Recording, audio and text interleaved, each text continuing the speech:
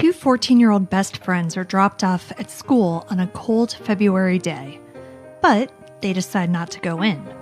Skipping school was not new for either Angela Rader or Tammy Akers, and this day was likely supposed to be like many others in which they hung out and did anything other than wasting their day in school.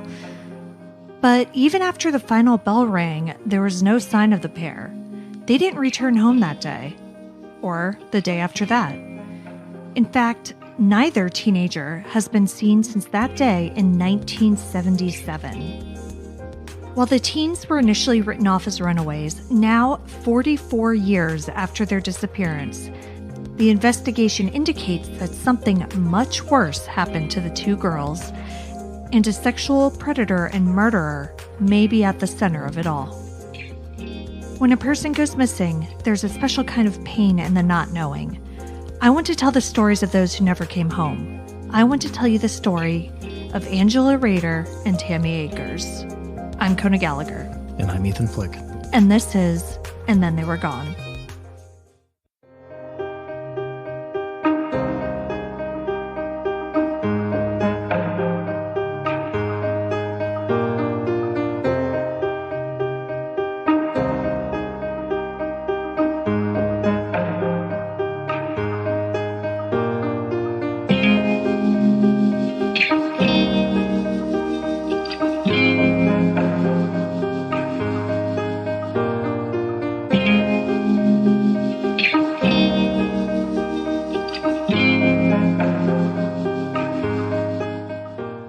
This week's case is the oldest one we've covered. Yeah, by far. Yeah, and the second in which two people disappeared together. Yeah, that's that took me by surprise when you said that. Yeah, it's crazy. And it's another semi-local story as it took place right here in Virginia. Oh, where? Down in Roanoke, okay. Which I used to live there. And it's a case that takes twists and turns over the course of decades and does seem extremely solvable. So I'm really hoping that continuing to get Tammy and Angela's stories out there can help in some way. Because, I had never heard of this case before. Yeah, and like I said, I used to live in Roanoke. Several of the reports that I mentioned throughout this are from WDBJ, where my friend Susan worked. I had no idea about this. I actually found out about it by accident when I was researching last week's case on Christopher Lewis. Last year, I think it was, NCMEC put out a 25th anniversary of Runaway Train. Oh, remember? Yeah. So for those of you who are not 100 years old like we are, that was a very popular song in the early 90s by the band Soul Asylum that at the time, the original video featured all these missing posters of, children, and right. Many of whom were runaways.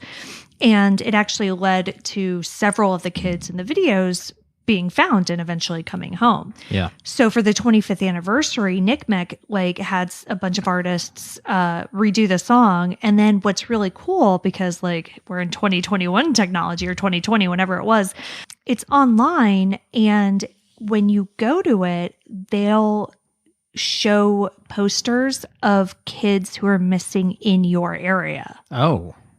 Yeah. That's really so it cool. showed all of these Virginia kids. Yeah. And then I just noticed there's this black and white photo. Yeah. And it said, Angela Rader missing from Roanoke, Virginia. I was like, oh, that's crazy. So I dug into it a little bit. And then I saw that not only was it from 1977, but that she had gone missing with her friend, Tammy Akers. So that really kind of led me to all of this. Yeah. It's, it makes sense that you wouldn't hear about it. You said it's 44 years old. Mm-hmm. Digging into cold case files is not new, but the general public having knowledge about cold case files and investigations is kind of new. And there's definitely been a recent uptick in emphasis on that within police departments. So, it's not surprising that when you were living there when I was 23 or whatever, that you wouldn't know anything about that, and it probably didn't get a whole lot of media coverage at the time. No, and it didn't. But what's interesting is it did get media coverage a little bit before that and very recently. So we'll get to all that, but let's dive in. Angela May Rader was born on July 30th, 1962, and Tammy Lynn Akers was just a month older. She was born on June 28th, 1962. Despite the fact that both girls attended William Ruffner Junior High in Roanoke, Virginia, that isn't actually where they went. According to Tammy's older sister, Linda Owens, who runs a blog about her sister's disappearance, as well as the Missing Tammy Lynn Akers Facebook page, the girls actually met at Coiner Springs Juvenile Center.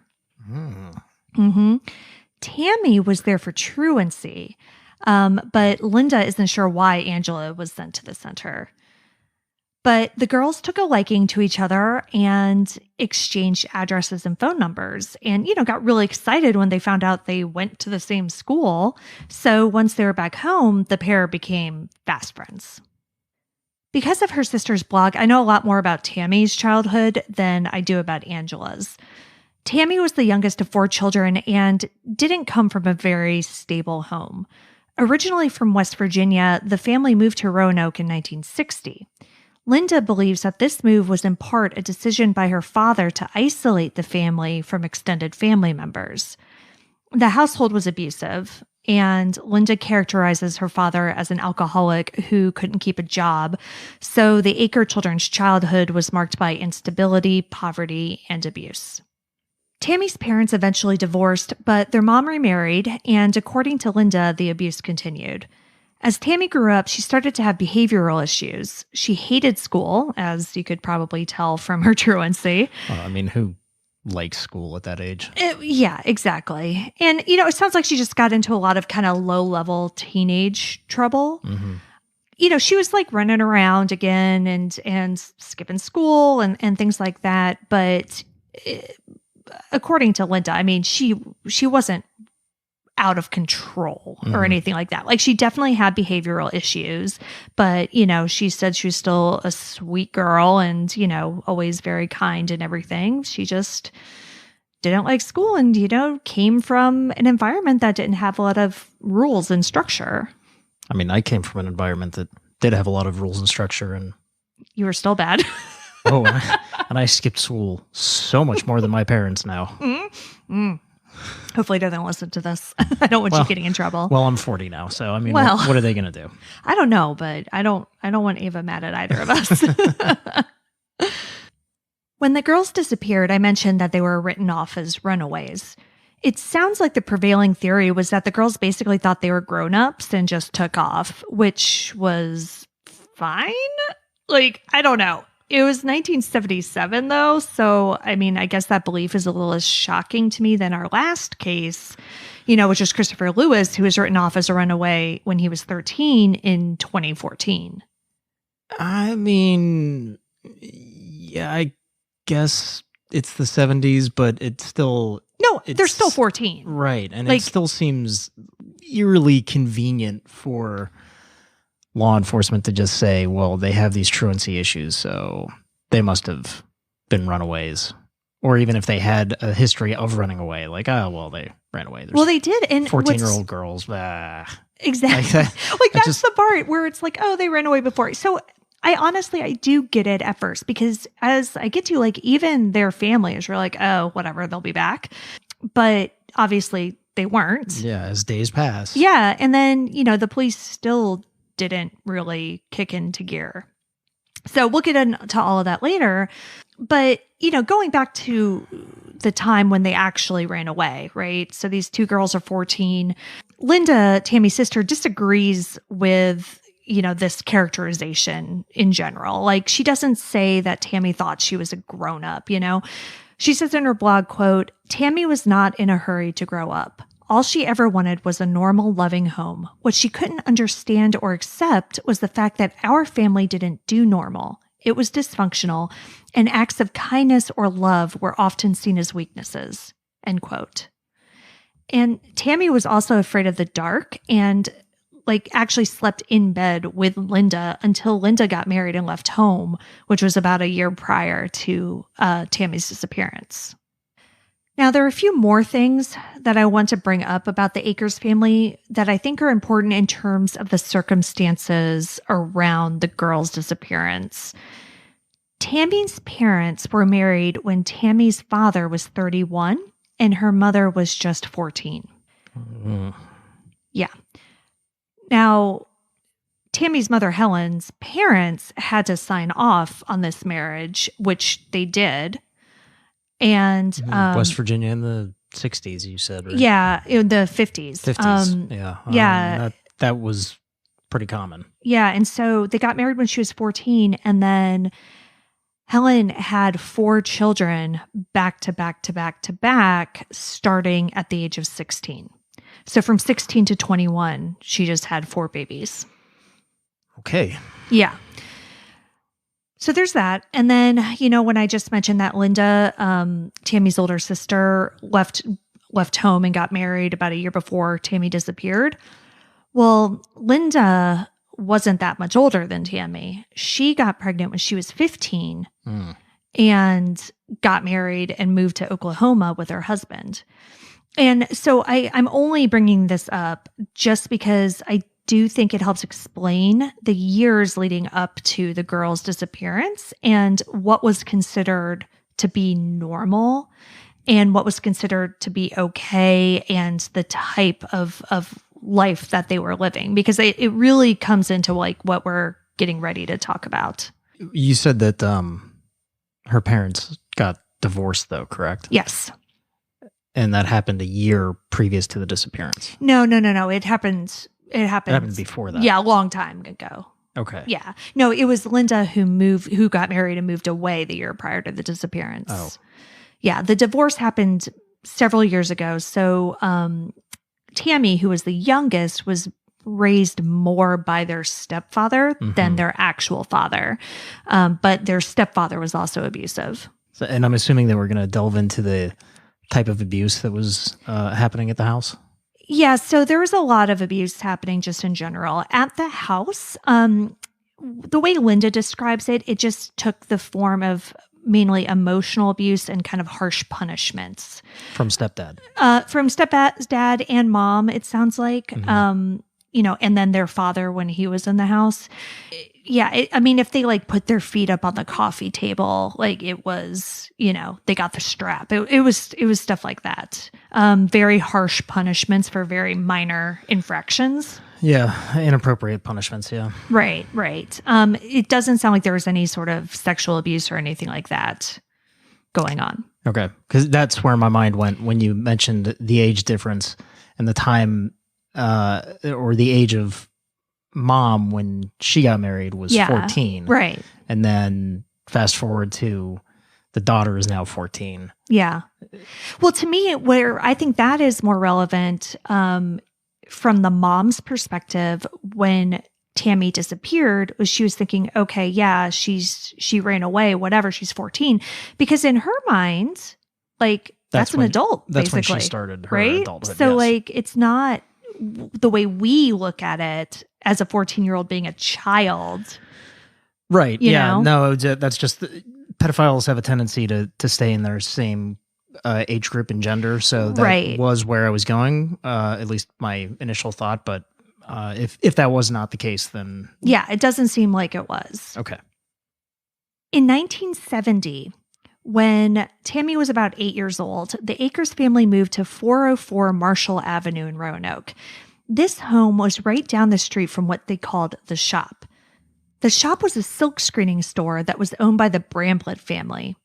Earl Conrad Bramblett ran it with his father, who they called Old Man Bramblett. Tammy started hanging out at the shop, and Linda talks about this on her blog and says that she was super freaked out about it at first because her sister was 8 and like they were at the laundromat or something, and Linda just saw Tammy like talking to this old man in a store. To be fair, this sounds like the beginning of a Stephen King novel. It does. But so Linda went into the store and was like, Tammy, what are you doing? And Tammy swore that their mother said it was okay. And like Linda straight up did not believe her. She's like, there's no way. Like you were talking to this old man, you're alone, you're 8. Like there's no way that mom signed off on this. But eventually, Linda found out that Tammy was telling the truth. And soon, both girls started hanging out around the shop, earning a few dollars here and there for odd jobs like sweeping and folding t-shirts, things like that. Now, at this time, Linda was 13, and Old Man Bramblett was the dad.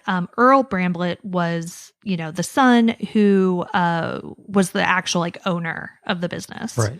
And Linda describes working for Earl at the shop like this, quote, "The first time he brushed his hand over my rear, he said, 'Excuse me.' The second time, I slapped his hand away. It became the norm for me. I would help out at the shop, and while helping, he would interfere by accidentally brushing his hands over my body. He did this to my best friend too, and we thought of it as a joke. I think we both got so used to this behavior that it became acceptable." End quote. Right. Yeah. And you said this is Earl. This isn't the old man. No, not Old Man. Yeah. Throughout all of this, did not hear anything about Old Man Bramblett. Apparently he was just, Old man. Yeah. All right. Yeah. Everything centers around Earl. And when Linda wrote this as a 57-year-old woman, she recognized it for what it is, which is a pedophile grooming his victims. Yeah. Normalizing unacceptable behavior. Exactly. Yeah. Right. But at the time, as a 13-year-old girl in 1970, it was just a workplace hazard. That's also why they prey upon victims that are that young and how they manipulate them, by making behavior like that seem like it's okay. Yeah, it's just part of a day. It doesn't lead to anything bigger, right? And it's kind of isolated. So when you're a victim in something like that, you just tend to second guess yourself. Did that actually happen? Right. Did he especially mean for that to happen? Especially at 13. Yeah, exactly. Yeah. This is such a universal experience that I think women and girls almost across the board have had happen to them in one way or another at one time or another. And it's so subtle that even when it happens over and over again, you're still just I don't know. Was that bad? What happened? Yeah. It's so hard to kind of wrap your mind around at that age and figure out what you should do about it or if you should do anything about it. And so, I totally get what Linda was saying. Now, again, like I said, as an adult, she sees it, but not when you're 13 and not when you're in it and not when you don't have anyone in your life telling you that this is not okay. Right. Yeah. This behavior continues for years. Once Linda is old enough to get a work permit at 14, she becomes an official employee, and Tammy continued to just kind of hang around and help out. But more than that, Earl's wife, Mary, seems to take a special interest in the now 10-year-old. They would take her shopping, and she would even spend the night at their house sometimes, along with Mary's sisters. So at the time, Earl was around 30, and his wife, Mary, was around 19. So her sisters were kids. Yeah. Basically. Yeah. So this married couple just pretty much had kids hanging out around them all the time. Okay. Mm-hmm. And when I read that part, I instantly went to really Sherrod. Yeah. Right? Yes, exactly. What grown person wants to have a kid spend the night at their house and buy them gifts and somebody that's practicing grooming behavior leading to a quote unquote secret. Yeah. And again, echoing the Alicia Rudd case, Tammy's mom allowed this because to her, Earl was a father figure to Tammy. Right. She believed that he loved her like a daughter. And it should be noted, though, that even Linda says that she never saw Earl touch Tammy inappropriately. But he did continue to molest her and her best friend, Yvonne. Linda even told her mother about Earl's wandering hands several times, apparently. But her mother, who again was married at 14 to a 31-year-old, didn't see this as a problem, and she thought that her daughter could handle herself. Manipulators like this choose their victims wisely. and it's not just the victims that they choose. They choose basically the family. The family, absolutely. Yes. They gain the trust of the parents, and it's typically parents that this type of behavior could be normalized or whatever. Or they're just explained absent. away. Yes, or right. And, I mean, the unfortunate thing is that once it starts, it's hard to get out of it. Yeah. And it's true because, again, this all starts in 1970. And by 1972, they're all still involved in this. But at a Halloween party that year, Earl escalated.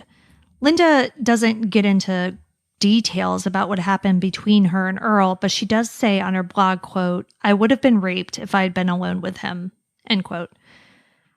After that, Linda stopped working there, and she also tried to get her little sister to stop hanging out with Earl, but Tammy refused. Years pass, and nothing really untoward seems to happen between Tammy and Earl. She still hangs out with him, she trusted him, and loved him like a father.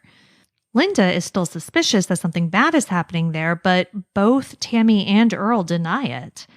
And like I mentioned before, Linda got pregnant when she was 15, and she eventually moved away to Oklahoma. So even though she and Tammy remained close, she wasn't there on a daily basis. To see any type of interaction. Exactly. Yeah. Shortly before Tammy's disappearance, though, Linda was home, the Christmas before the Christmas of 76. And Linda tried again to talk to her mom about it because, she was convinced that something was going on. And her mom said she was just jealous of Tammy. Wow. Yeah. That is quite the dismissal. Yeah. Yeah. So all through the mid-70s, Tammy's hanging out with Earl, but she's not the only one. Earl seemed to have no adult friends. He only hung out with children and teenagers, and they were constantly at his house. So when Tammy and Angela Rader became close, she fell into the same circle and also started working down at the shop. So that brings us to February 1977. Tammy and Angela were hanging out with each other all the time, and both girls were in Earl's orbit. Like I mentioned before, they had both been rebelling, and in addition to the truancy, according to Angela's mother, one or both of them had also been busted for shoplifting.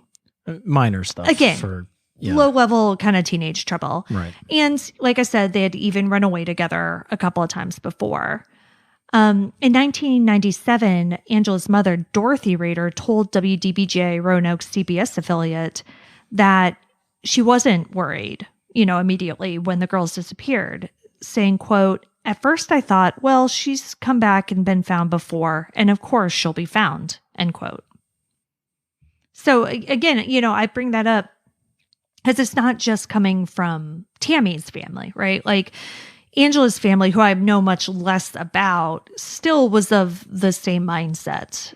Yeah, that they would just come back. Exactly. Yeah, which leads to probably less involvement from law enforcement.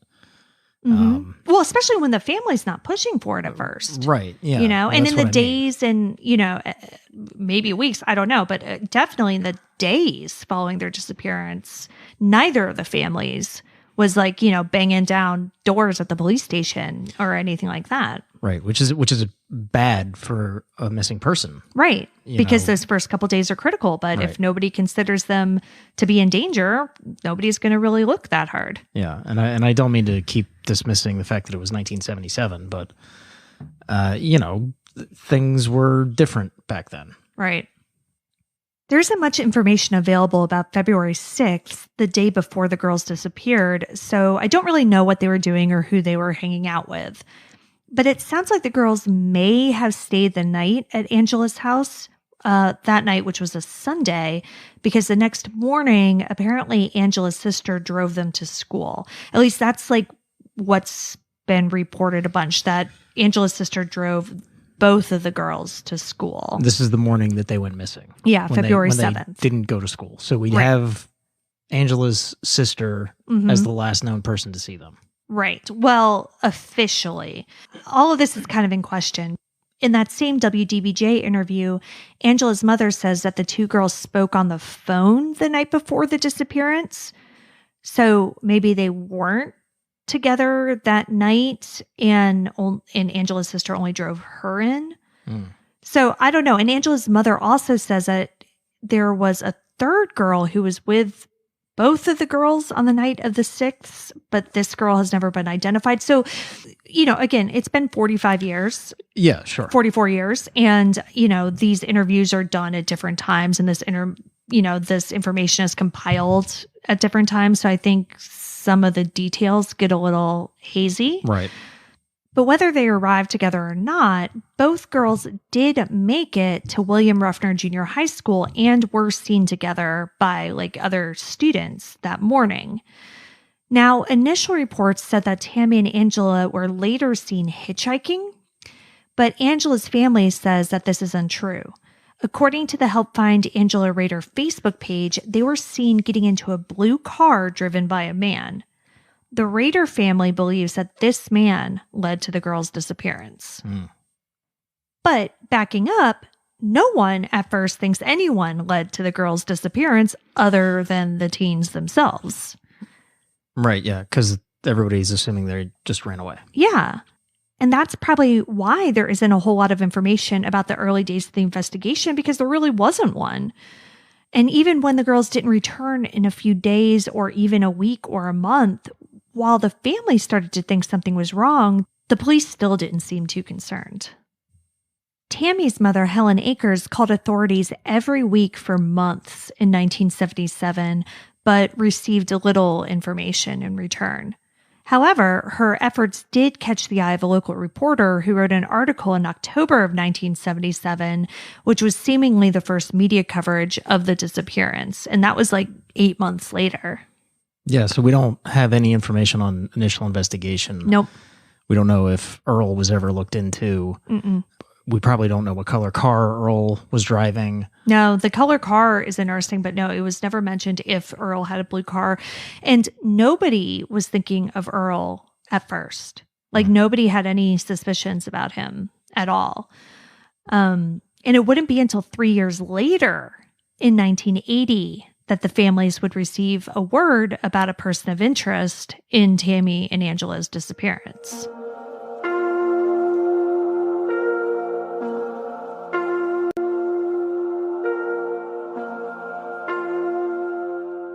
In 1980, a group of teenagers attended a house party.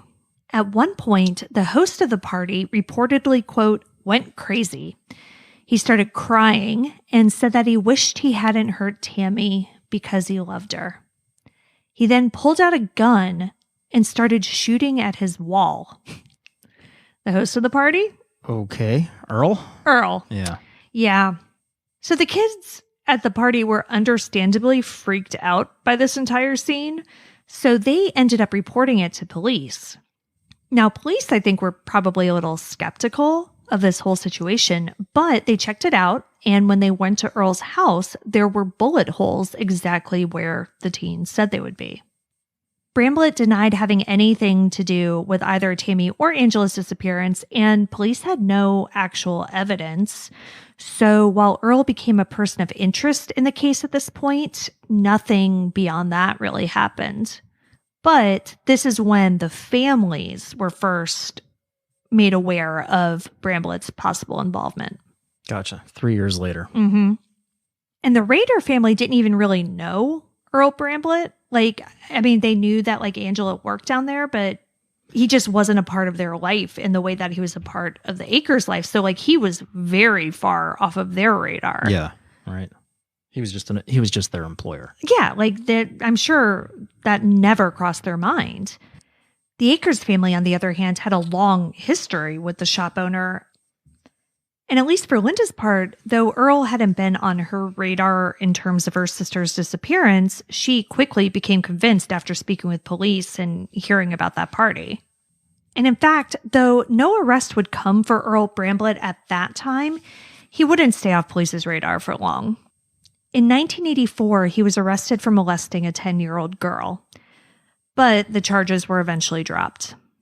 All right. So there we go. Yeah, exactly. I mean, I think it was just a matter of time. Then in 1993, after she gave an interview to a reporter that mentioned Earl's molestation of her when she was a child, Linda Owens ended up talking to police more officially about Earl Bramblett.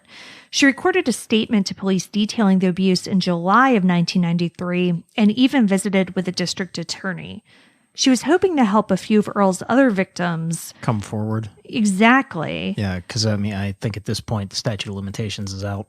Yeah, I mean, she said in her blog that it wasn't, but yeah, I can't imagine that it wasn't. Back then, yeah. I mean, there's still problems with statutes of limitations on this now, so. Yeah, so I don't know about that, but I mean, basically, she met with the district attorney, she did this recorded statement to police, but she said that the meeting with the DA went terribly. He was like super embarrassed by everything she was saying, and then she got embarrassed, and then she kind of just left and never followed up, and nothing happened. Mm-hmm. And at the time, Linda had a 13-year-old daughter, and she was just like, I don't want Earl to like have a reason to come after me and come after my daughter, you know? So she just wanted to get away. Yeah, that's fair. I mean, it's unfortunate, and I can definitely understand the thought process behind it. But, you know, it's unfortunate that it couldn't have been handled better, and that maybe this could have gotten the ball rolling on having more victims come forward. Yeah, because from what it sounds like, there definitely were a lot more victims.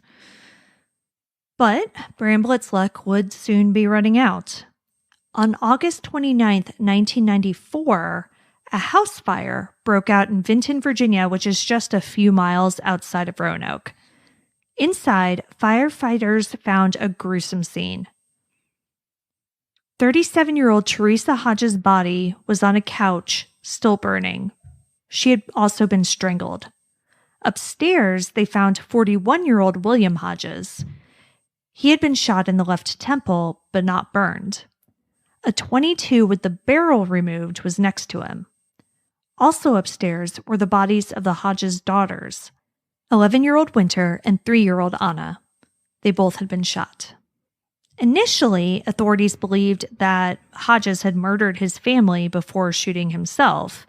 Then removed the barrel. Yeah, so I want to talk to you about that in just a second. But like, it makes sense initially because one, I mean, you know, murder victims, it's usually somebody close to you. Sure. And he was also about to start a 6-month sentence for embezzlement. So a lot of times when you have like a family annihilation case, there is some outside stressor, this inciting factor that kind of leads to it. So police looked at this and they thought, okay, he's about to go to prison for embezzlement. He murdered his family and shot himself. And then remove the barrel. Okay, well, yes, so that's the thing. So further investigation revealed that the barrel of the gun had been removed after he was killed, and then they also somehow determined that he had been murdered first. And okay, so I don't know about the I do want to talk about this barrel of the gun. I don't understand that. How do you even remove the barrel of a gun? Well, it depends on the type of the gun. It's a .22 pistol. I mean, is it a revolver? Is it a semi-automatic? I'm assuming it's a semi-automatic. I don't know. It's 1994. I mean, those guns 1994. Those guns did exist. They have semi-automatics have been around since, you know, World War I.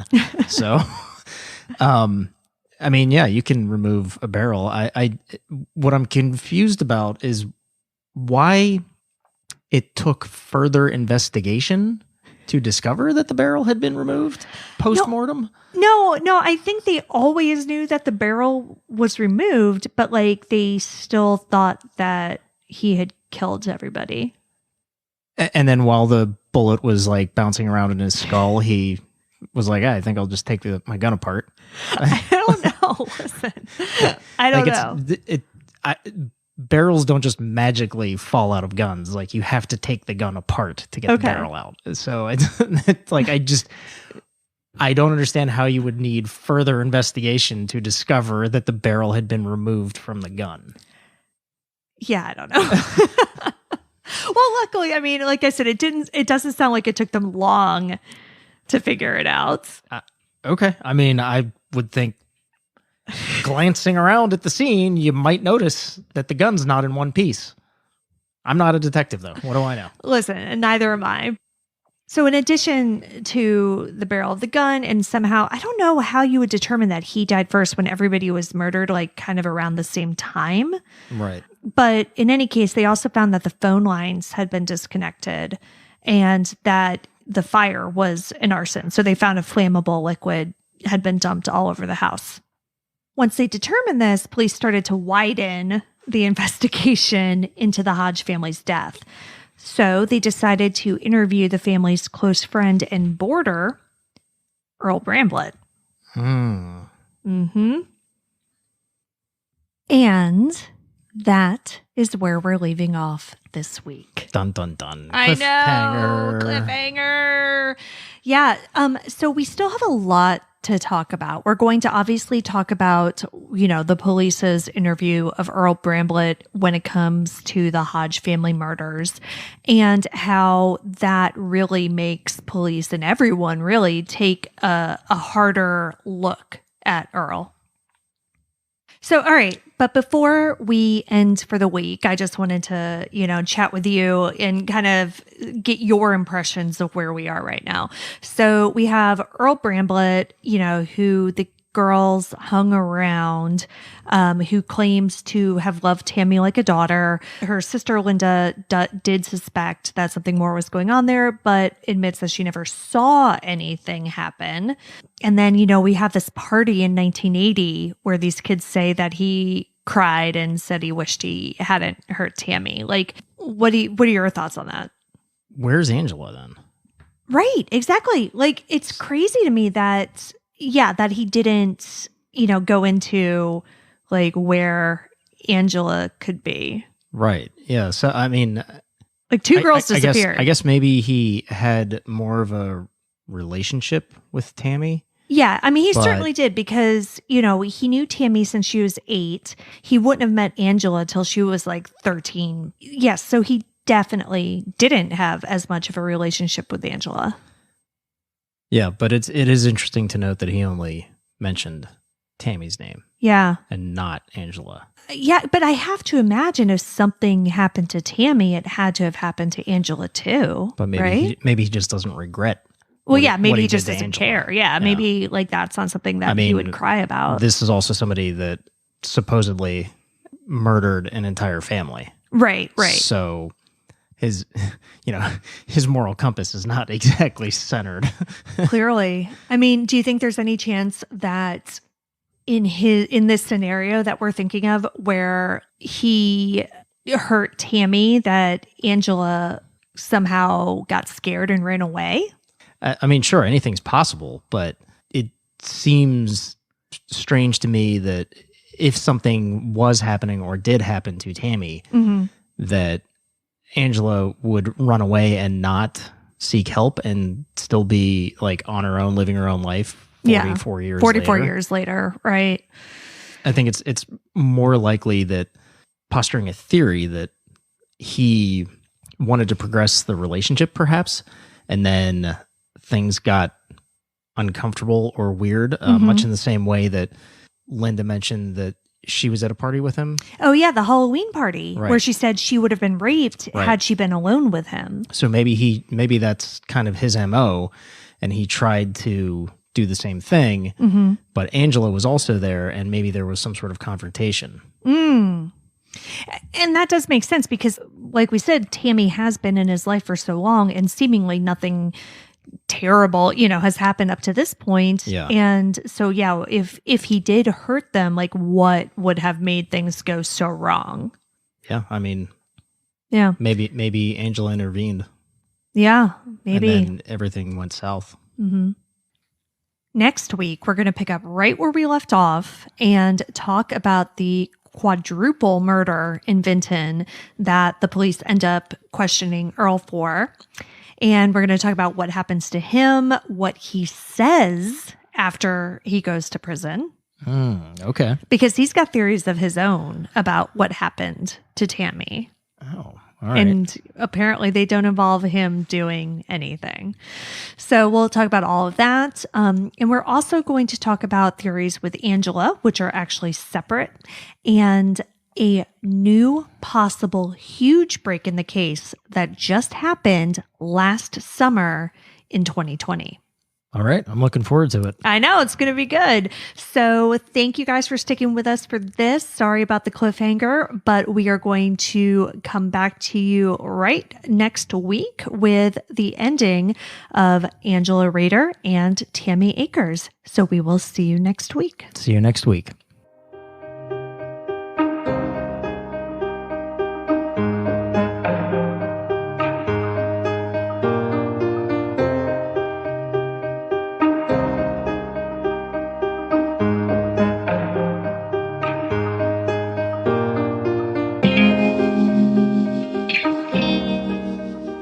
You can see all of the sources for this episode, along with photos and videos, at our website, andthentheyweregone.com.